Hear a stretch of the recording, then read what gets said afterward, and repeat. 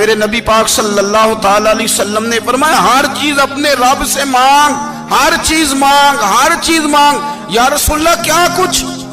میرے محبوب نے فرمایا تیرے گھر میں نمک بھی ختم ہو جائے تو وہ بھی اپنے رب سے مانگا کر، تو مانگنا وہ تجھے دے گا، تو اس کی بارگاہ میں کشکول طلب دراز تو کرنا۔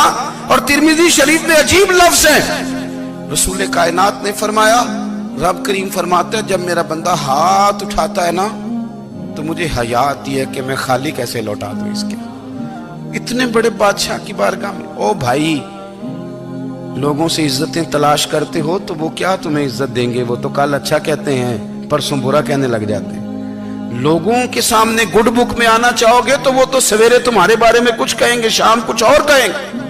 اپنی روحانی زندگی آباد کریں، اپنے مسلح کو وقت دیں، اور دنیا سے چھپ کر اس موبائل کو بند کر کے اور اپنے آپ سے بھی چھپ کے اور تنہا ہو کے چھپا کے سارا کچھ اپنے آنسو اپنے رب کی بارگاہ میں پیش کریں، اس کے حضور حاضری دیں۔ سنو نا ترمذی کی حدیث اور اسے یاد رکھنا، نبی پاک علیہ السلام نے فرمایا اپنے دکھ لوگوں کے سامنے نہ بیان کرنا، سیٹھوں نوابوں کو نہ بتاتے پھرنا، دنیا داروں کے سامنے جا کے نہ رونا کہ میں تکلیف میں ہوں۔ فرمایا اگر دنیا داروں کو دکھ بتاؤ گے رب تمہیں کبھی غنی نہیں کرے گا، اور لوگ ہیں کہ الٹا مذاق اڑائیں گے۔ آپ کی جس سے بڑی پکی یاری ہے نا، پکی، وہ تب تک پکی ہے جب تک آپ نے 50,000 مانگا نہیں، اور جس وقت آپ نے کہہ دیا کہ میں مجبور ہوں میری مدد کر تو پھر ختم ہو گئی دوستی۔ لوگوں کی تعلقات آپ کے ساتھ تب تک ہیں جب تک آپ ان سے کوئی ضرورت وابستہ نہیں کرتے۔ کریم محبوب فرمانے لگے بندوں کے سامنے دکھ نہ بیان کرنا، اللہ تجھے کبھی غنی نہیں کرے گا، تو اپنے دکھ اپنے رب کو بتا، تو دعائیں مانگ، تو اس کی بارگاہ میں حاضر ہو، تو اس کے حضور عرض کر۔ فرمایا اپنے دکھ اپنے رب کو بتا، وہ جلدی کرے یا دیر سے کرے تجھے ساری دنیا سے بے نیاز کر دے گا، تجھے کسی کا محتاج نہیں رہنے دے گا۔ حضرت ابو الحسن رحمت اللہ تعالی علیہ حضرت معاذ ابن جبل رضی اللہ تعالیٰ عنہ کے پاس بیٹھا کرتے تھے۔ فرماتے ہیں ان سے جو پیار بڑھا تو پھر میرا مصلح سے بھی بڑھ گیا۔ تابعی ہیں، فرماتے ہیں صحابی رسول سے محبت ہوئی تو ذکر سے بھی ہو گئی، پھر درود شریف سے بھی ہو گئی، محبت ان سے بڑھی تو پھر اللہ نے مسجد کا پیار بھی بڑھا دیا۔ آپ فرماتے ہیں کہ میری ہر وقت طبیعت چاہتی تھی کہ بس اللہ اللہ کروں، بس اللہ اللہ کروں، بس نہ میں ذرا تھوڑی جان چھڑاؤں لوگوں سے، کو 10 منٹ ملے تو میں کچھ 4 نفل پڑھ لوں، میں تھوڑا سا نہ بچوں لوگوں سے، اور مجھے تسبیح ملے تو میں نہ کچھ 400-500 دفعہ استغفار پڑھوں، سبحان اللہ، الحمدللہ، اللہ اکبر، لا حول ولا قوت الا باللہ، میں نہ تسبیحات پڑھوں۔ فرماتے ہیں کہ بچے تھے گھر میں 6-7، غربت تھی، کام ملتا کوئی نہیں تھا، اور میں کام چور نہیں تھا، کام ڈھونڈتا تھا، پر اللہ کی قدرت کے کام نہیں ملتا تھا۔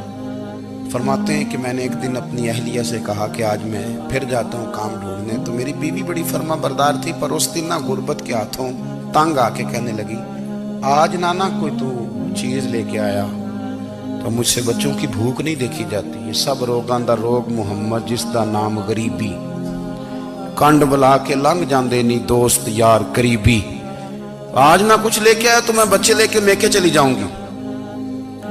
شیخ فرماتے ہیں کہ میں بڑا پریشان گھر سے نکلا، پر میں نے صبح سے لے کے زور تک کام ڈھونڈا، کام ملا کوئی نہیں، تو میرے دل میں خیال آیا چلو کام نہیں ملتا تو اللہ اللہ تو کرے نا، چلو بندوں کی مزدوری نہیں ملتی تو رب کریم کی عبادت ہی کرتے ہیں۔ فرماتے ہیں کہ میں نے نا فرات کے پانی سے وضو کیا، نہر کے، شدید دھوپ تھی، ساتھ ریت تھی اور ریت تپ رہی تھی، میں نے اپنا رومال وہیں مصلی کے طور پر بچھا لیا، اور فرماتے ہیں کہ زور سے لے کر عصر تک نماز پڑھی، دھوپ بھی پورے زور پہ، پر میرے سجدے کا ذوق بھی پورے زور پہ۔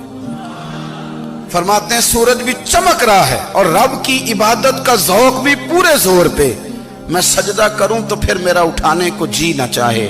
میرے استاد لکھا کرتے تھے، یہ ان کا شعر ہے، وہ کہا کرتے تھے مجھے سوز دے، مجھے ساز دے، اور مجھے نیم شب کا نیاز دے، دم سجدہ خود کو میں توڑ دوں، مجھے ایسا ذوق نماز دے، اور میں تیری بہار کا پھول ہوں، میں کھلا بھی ہوں تو تیرے لیے، مجھے میری شاخ سے توڑ لے، مجھے اپنی زلف کا ناز دے۔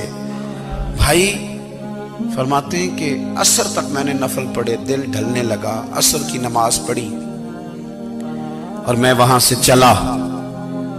اب میں جب نکلنے لگا تو دل میں خیال آیا کہ چھوٹی چھوٹی دیواریں ہیں گھر کی، بغیر کچھ لیے جاؤں گا تو بیوی دور سے دیکھے گی تو شور کرے گی کہ پھر خالی ہاتھ آ گیا ہے۔ کہتے میں نے اپنے اسی رومال میں جس پہ میں نے نماز پڑھی تھی نا، رومال میں کی آخی دے پنجابی جسافہ کہتے ہیں، اسی میں نا میں نے کچھ ریت بھر لی کہ وہ دور سے دیکھے گی تو سمجھے گی کچھ لے کے آیا ہے، چلو جا کے اسے بتا دوں گا کہ آج پھر مزدوری نہیں ملی۔ کہتے ہیں وہ ریت لے کر جب میں گھر میں گیا تو پہلے بیوی دروازے پہ کھڑی ہوتی تھی، پوچھتی تھی خالی ہاتھ آ گئے ہو؟ آج میں نے دیکھا تو ہے ہی کوئی نہیں۔ فرماتے ہیں میں اندر داخل ہوا، سلام لیے، کونے میں میں نے وہ رومال رکھ دیا اور میں نے آواز دی کہ بھلی مانس کہاں ہو؟ تو وہ کہنے لگی آپ منہ ہاتھ دھو لیں، میں روٹی لے کے آئی۔ میں نے کہا روٹی کہاں سے آ گئی؟ یہاں تو کئی دنوں کے فاقے، تو کئی دنوں کی غربت ہے، یہاں تو اس گھر میں تو فقیری ہے۔ فرماتے ہیں کہ وہ روٹی لے کے آئی اور اس وقت کی جو موجودہ نعمتیں تھیں، سمجھ لیں سلاد، اچار، ہر چیز ساتھ لائی۔ میں نے کہا کہ بچے کہاں گئے؟ کہنے لگی وہ کھانا کھا کے کھیلنے گئے، آپ کھانا کھا لیں آ جاتے۔ کھانا اس نے چن دیا۔ میں نے حیرت انگیز لہجے میں ساری نعمتیں اپنے دسترخوان پہ دیکھ کر کے بیوی سے پوچھا یہ کہاں سے آیا کھانا؟ بچوں کو تو نے کہاں سے کھانا کھلایا؟ یہ سارا کچھ کیسا ہے؟ کہنے لگی پتہ نہیں آج آپ کس کریم کی مزدوری کرنے چلے گئے تھے، پتہ نہیں کس کریم کی، میرے گھر میں تو اتنی نعمتیں آئی ہیں کہ مجھ سے سنبھالی نہیں جا رہی، اتنا اناج ہے، اتنا گندم ہے، کس کریم کے دروازے آج چلے گئے تھے؟ یہ کہتے کہتے وہ اٹھی اور اٹھ کر کے کہنے لگی پہلے بڑا کچھ آیا تھا، اب کیا لے آئے ہو؟ اور جا کر کے نا اس نے وہ ریت والا رومال کھولا، کہنے لگے میں تو لے کے آیا تھا ریت، تو میرے رب نے اسے بھی سونے اور ہیرے بنا دیا تھا۔